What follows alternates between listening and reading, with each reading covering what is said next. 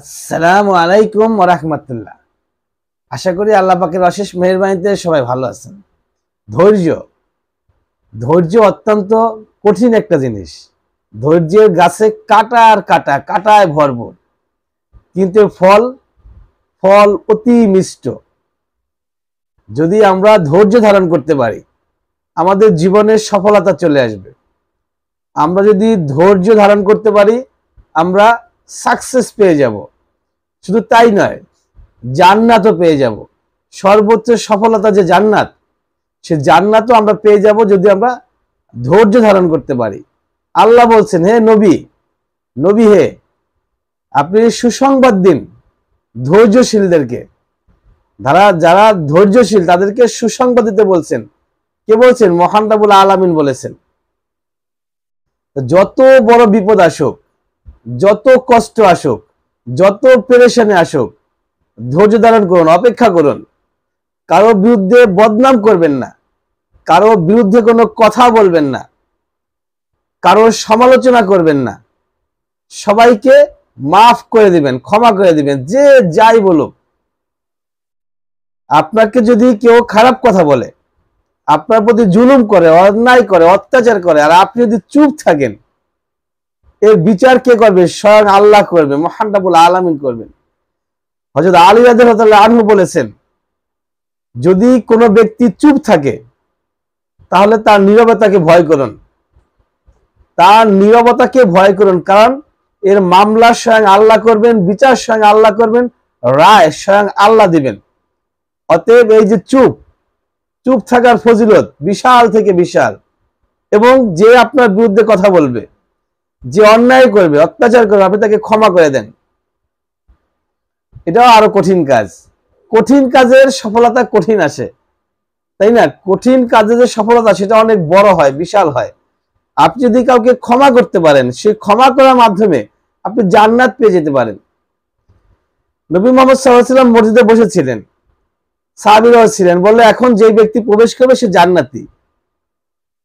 তো দেখলো একজন সাধারণ মানুষ মসজিদের ভিতরে প্রবেশ করলো। সে তেমন কোনো বুজুর্গ ব্যক্তি না, তেমন কোনো আলেম না, অথচ নবী তাকে জান্নাতি বলেছেন।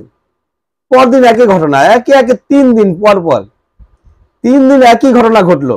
নবী মুহাম্মদ সাল্লাল্লাহু আলাইহি ওয়াসাল্লাম বললেন, সেই লোক জান্নাতি যে এখন মসজিদে প্রবেশ করবে। তো এখন সাহাবীরা পেরেশানি হয়ে গেল, চিন্তায় পড়ে গেল, এই লোক কিভাবে জান্নাতে যাবে? কি এমন তার ভিতরে, কি এমন অদ্ভুত গুণ আছে যে অদ্ভুত গুণের কারণে সে জান্নাতে যাবে? সে কি পরিমাণ আমল করে, কি পরিমাণ আল্লাহর প্রভু ভক্ত? সেই যে জিনিসটা দেখার জন্য একজন সাহাবী তার বাড়িতে গেল, মেহমান সেজে তার বাড়িতে গেল, এবং সেখানে গিয়ে সে 3 দিন থাকলো। কিন্তু ওই 3 দিনে তাকে কোনো এক্সট্রা কোনো আমল করতে দেখলো না। দেখলো 5 ওয়াক্ত নামাজ পড়ে, ঈশার নামাজ পড়ে, পরে ঘুমিয়ে যায়। রাত জাগে, উঠেও না, রাতে কোনো ইবাদত বন্দেগী করে না, কিচ্ছু নাই। তাহলে সে কিসের ভিত্তিতে সে জান্নাতে যাবে? তখন সে লোক তাকে জিজ্ঞেস করলো, সাহাবী জিজ্ঞেস করলো যে, কি ব্যাপার ভাই, বলো তো তোমার গোপন কি এমন আমল আছে? আমি আসলে এই উদ্দেশ্যে তোমার কাছে আসছি, তোমার আমলগুলো দেখার জন্য, যে আল্লাহ নবী বলছে তুমি জান্নাতি, তাই তোমার আমলগুলা কি আমল করো, আমিও সেই আমল করতে চাই, সেটা দেখার জন্য আমি তোমার কাছে আসছি। তো বলে যে, না, আমার এক্সট্রা কোনো আমল নাই, আমি এই 5 ওয়াক্ত নামাজ পড়ি, সদা সর্বদা নর্মাল জীবন যাপন করি, কারো বদনাম করি না, এই আমি তো কোনো এক্সট্রা কোনো আমল নাই। তবে হ্যাঁ, একটা বিষয় আছে, সেটা হচ্ছে আমি যখন ঘুমাতে যাই, ঘুমানোর পূর্বে আমি সবাইকে ক্ষমা করে দেই। আজকে সারাদিনে আমার যার সাথে যাই ঘটলো না ঘটলো, সব জিনিসগুলো আমি ক্ষমা করে, মাফ করে দিয়ে আমি ঘুমিয়ে যাই, সব ভুলে যাই। পরদিন আবার সকাল নতুন করে শুরু করি, একইভাবে নিয়মিত একই কাজ করি, আমি ক্ষমা করে দেই।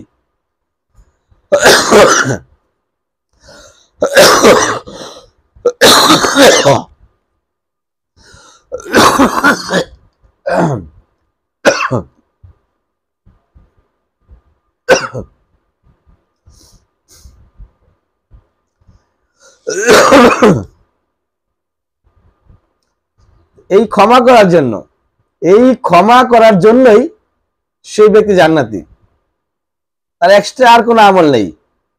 বিশেষ যে আমলটা, সেই বিশেষ আমলটা হচ্ছে সে নিয়মিত মানুষকে ক্ষমা করে দেয়, নিয়মিত মানুষকে মাফ করে দেয়, সকল জিনিসকে সে ভুলে যায়, ভুলে গিয়ে প্রতিদিন সকালবেলা নতুন ভাবে আবার নিজেকে তৈরি করে, নিজেকে প্রস্তুত করে কর্মক্ষেত্রে বের হয়, কাজকর্ম করে, নামাজ পড়ে 5 ওয়াক্ত, আবার ঘুমানোর সময় সবাইকে ক্ষমা করে দেয়। তো আমরা যদি জান্নাত পেতে চাই তাহলে আমরা ধৈর্য ধারণ করব এবং মানুষকে ক্ষমা করে দিব। আমাদের সঙ্গে যারা অন্যায় আচরণ করলো, অত্যাচার খারাপ আচরণ করলো, তাদের সবাইকে আমরা ক্ষমা করে দিব, মাফ করে দিব। ইনশাআল্লাহ তাআলা মহান রব্বুল আলামিন আমাদেরকে ক্ষমা করে দিবেন। ওয়া আখির দাওয়ানা আলহামদুলিল্লাহি রাব্বিল আলামিন।